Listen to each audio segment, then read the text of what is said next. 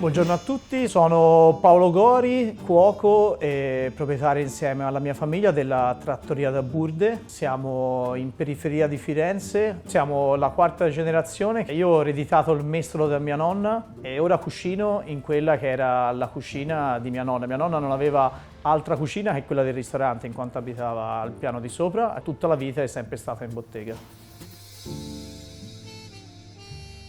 Quest'anno è un anno importante perché per noi sono i 125 anni di attività. La bottega è stata fondata nel 1901 e questo fatto di essere collegato col mondo del lavoro, con le persone di passaggio, è rimasto un po' nell'anima della trattoria. Infatti stranamente siamo aperti solo a pranzo. Burde è la trattoria in cui vai a mangiare tutti i giorni. La maggioranza dei nostri clienti sono clienti abituali, li vediamo spessissimo, qualcuno mangia tutti i giorni da noi.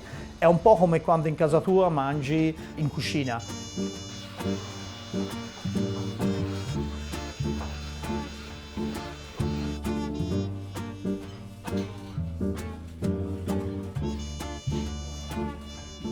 Oggi insieme a Italia Squisita facciamo un piatto delle feste, ecco questo non è un piatto quotidiano ma è la bistecca fritta, un piatto che in realtà è sempre stato fatto, uno perché si cucinava con quello che c'era in casa, mia nonna l'ha sempre fatta in quanto i tagli di carne disponibili erano quelli che c'erano al ristorante, quindi servendo in trattoria la bistecca, intesa come bistecca alla fiorentina con osso, c'era quel pezzo di carne, no? Quindi quando si parla di bistecca fritta la si può fare sia nel filetto sia nella costola. Fra tutte le razze di manzo possibili, che quindi in Toscana farebbe gioco veloce usare la chianina, io preferisco utilizzare razze più mansuete, come può essere una piemontese, come può essere una calvana.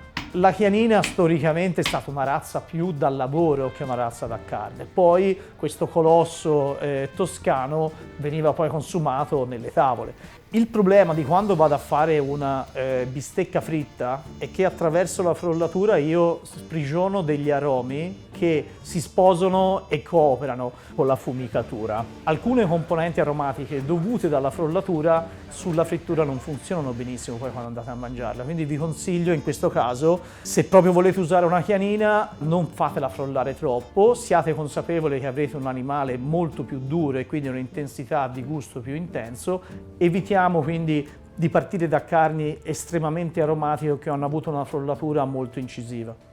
Ora che abbiamo capito da dove si parte, andiamo a vedere dove vogliamo arrivare, quindi andiamo in cucina e iniziamo a cucinare. Ci siamo trasferiti in cucina finalmente. Da dove nasce la bistecca fritta? Da quale pezzo di carne? Da lombata. Quando si parla di bistecca alla fiorentina in generale si parla di un pezzo di carne tagliato dalla lombata. Bistecca fra due ossa, un osso su e un osso giù.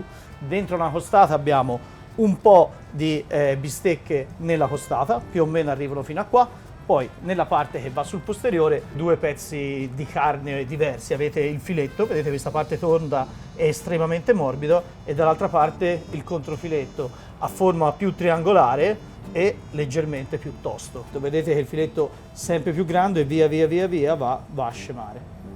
In questo caso abbiamo preso una piemontese, quindi una razza italiana. La fiorentina classica, essendo alta, essendo bella al sangue, all'interno non arriviamo mai a una temperatura così alta da far sciogliere il grasso. È per questo che preferiamo carni non tanto marezzate, non tante insilate di grasso.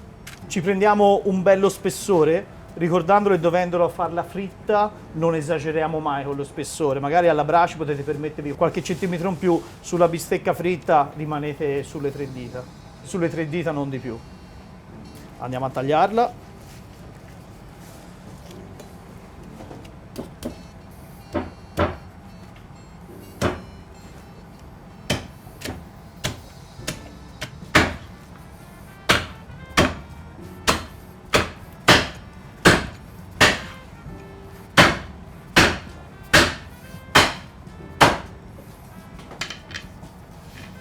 Quando l'abbiamo tagliata la rettifichiamo un po' di spessore, questo è il risultato dopo il taglio e ora andiamo un po' a pulirla per togliere il grasso in eccesso che in frittura potrebbe cedere troppo componenti aromatiche. Si vede molto bene la parte del controfiletto a forma di triangolo e invece la parte del filetto tondo. Vedete proprio le differenze di morbidezza. quanto fa fatica il dito qui, quanto il dito qui dentro penetra.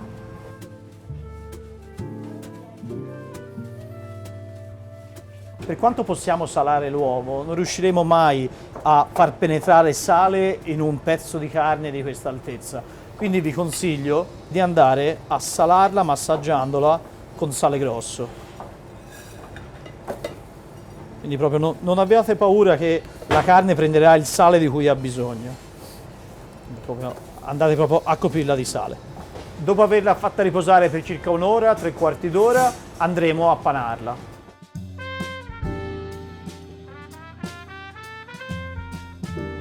Dopo che la bistecca è riposata un'ora, andiamo a togliere il sale in eccesso.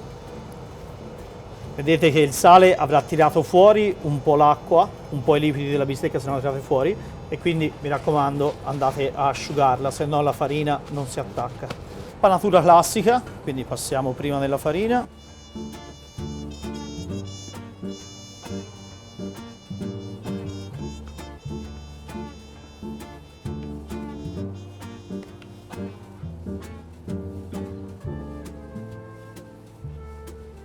Vediamo l'eccesso e andiamo nell'uovo. Anche l'uovo logicamente l'avete un po' salato prima, che se no poi diventa sciocca la panatura. Fate bene attenzione che l'uovo abbia ricoperto interamente la bistecca, perché laddove non ci sarà uovo la panatura non attaccherà molto bene. Prendiamo la nostra bistecca, vedete, qui sarà 2 kg, 2 kg e qualcosa, vedete, pesa, ha la sua pesantezza. Qui è il nostro pane, che utilizziamo il pane toscano, ce lo facciamo noi il pangrattato, avendo pane sciocco o senza sale, come volete voi, sciapo.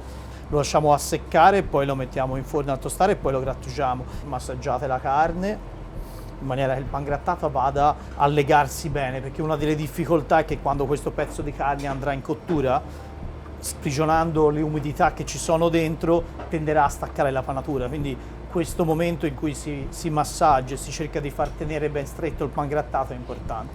Per dare una maggiore spessore ritorniamo sull'uovo,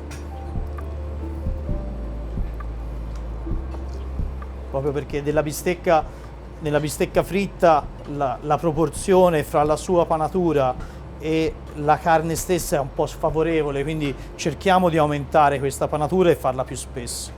Torniamo sul pangrattato, vedete che sembra, ma ce ne va di pangrattato, guardate quanto pangrattato sta assorbendo. Cercate di farlo aderire in ogni parte della bistecca. Vedete che via via che la impaniamo, anche la sua un po' irregolarità viene meno, riusciamo a farla, a dargli una forma e uno spessore più coerente. Lasciatela sempre fuori dal frigo, perché uno dei problemi è che tenderà a cuocere molto veloce la parte in esterna nell'olio, e dentro però abbiamo bisogno di fare arrivare a una buona temperatura fra i 55 e i 60 gradi. Quindi lasciamola fuori in maniera che tutto il pezzo di carne almeno arrivi in cottura a temperatura ambiente. E la lasciamo riposare un'ora.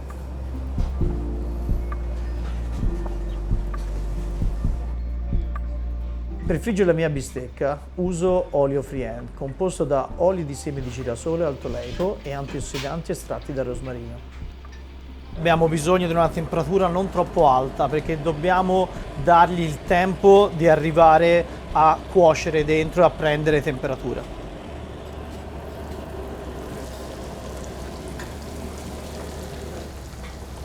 Qui siamo sui 150-160 gradi, quindi il colore lo prenderà di sicuro, ma dobbiamo evitare di bruciare la panatura nel tempo della cottura. Abbiamo bisogno di un olio che mantiene le sue caratteristiche per lungo tempo, che quindi tenga bene la temperatura e il tempo, che rimanga quindi un colore omogeneo, che non sviluppi in cottura strani odori, strani sapori. Un olio tecnico mi aiuta anche a non creare quelle bollicine e quelle ragnatele che a volte proprio sporcano la frittura.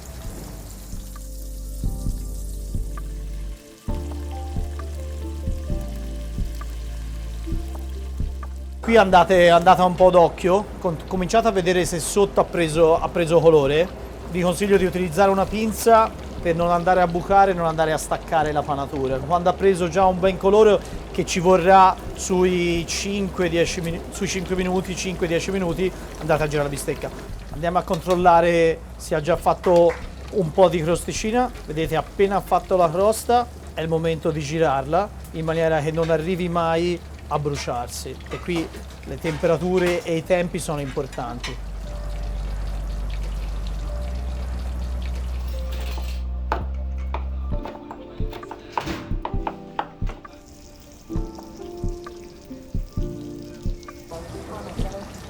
La bistecca dentro deve essere comunque a temperatura, deve avere la sensazione di essere calda, non fredda, e per essere sicuri nella frittura un buon modo è andare a darsi una mano con un termometro a sonda nella parte vicino all'osso, che è la parte che rimarrà più dura. 55-60 gradi è il momento di tirare fuori la nostra bistecca. La gestione proprio della temperatura interna, un altro sistema, un po' come si fa sulla brace, è quella di farla riposare un attimo sull'osso, sempre facendo attenzione.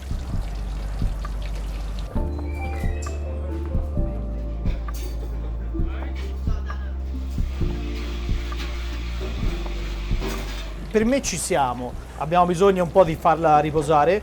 In questo caso assicuratevi una buona presa sulla bistecca, perché se vi casca nell'olio fate veramente il disastro. E andiamo a farla riposare. Se ce la fate, se la bistecca è abbastanza alta, potete farla riposare in piedi, se no con un po' di carta assorbente non vi preoccupate, mettetela pure distesa a farla riposare. A maggior ragione in questo caso è importante far riposare la carne, perché la panatura non si deve staccare, quindi lasciamola riposare un attimo che tutti i liquidi interni si sistemino e andiamo a servirla. Una cosa che spesso viene omessa, ma anche qui si parla della tradizione e del modo di consumare la bistecca che ho trovato in casa, ed era molto più diffusa prima, era quella di abbinarla a una salsa. Mia nonna non faceva bistecca se non c'era l'acciugata accanto. Pensate che una salsa a base d'acciuga mischiata con una carne fa un po' strano, no? Però se pensate, se torniamo indietro, quando ancora non c'era distinzione fra grasso e magro, quindi fra giorni in cui si poteva mangiare pesce, in cui si mangiava carne, in realtà questo mix era molto più diffuso. Non è così strano mischiare le cose. A cosa serviva l'acciugata? L'acciugata serve nella bistecca proprio perché dà sapore anche alla parte interna. Si faceva rapidamente, prendete acciughe sotto sale, scuotete il sale in eccesso, le pulite dalle lische, andate a scaldare dell'olio, ci battete dei capperi, battete al coltello anche le acciughe. Quando l'olio è caldo aggiungete i capperi, ci sciogliete l'acciuga, spengete proprio il fuoco perché sennò l'acciuga prende del metallico, poi ingentilite con del burro. Anche qui sembra strano che noi toscani mettiamo il burro, ma guardate, non è che usiamo soltanto l'olio, usiamo il lardo, usiamo il burro. Questa salsa ridava morbidezza alla parte cauterizzata e magari anche un po' bruciacchiata, no? Che l'abbiamo cotta sulla brace, e poi dava appunto la possibilità, essendo la bistecca molto alta, di andare a riportare i sapori all'interno della bistecca. Questa cosa succede anche nella bistecca da fare fritta, e anche a maggior ragione perché qui abbiamo una panatura che è abbastanza spessa, ma non così spessa da dare sapore intero alla bistecca. Immaginate una cotoletta alla milanese, che per quanto ora si facciano un pochino più alte, la panatura quasi equivale allo spessore della carne. Qui abbiamo tantissima carne, poca panatura, quindi io devo riuscire a portare del sapore interno alla carne. Bisogna stare attenti perché la carne all'interno rischierebbe di non essere molto sapida. Un po' ci siamo aiutati salandola in anticipo, in maniera che sia arrivata del sale all'interno, ma l'acciugata ci dà quello sprint in più. Ci sono i capperi sott'aceto, quindi abbiamo anche un po' di acidità che insieme al fritto sappiamo che ci sta sempre bene. Siamo arrivati al momento del taglio. Seguite l'osso, quindi dovete andare a scalzarla dall'osso. Avete l'osso centrale, qui l'abbiamo fatta all'interno, vi ritrovate l'osso centrale. Quindi andiamo a staccare prima, questa è la parte del controfiletto. Più state vicino all'osso e meno carne rimane attaccata lì, ma poi qualcuno l'osso se lo sarà andato a mangiare. Vedete proprio la differenza con cui entra il coltello dentro al filetto, ci fa capire la differenza proprio anche di morbidezza.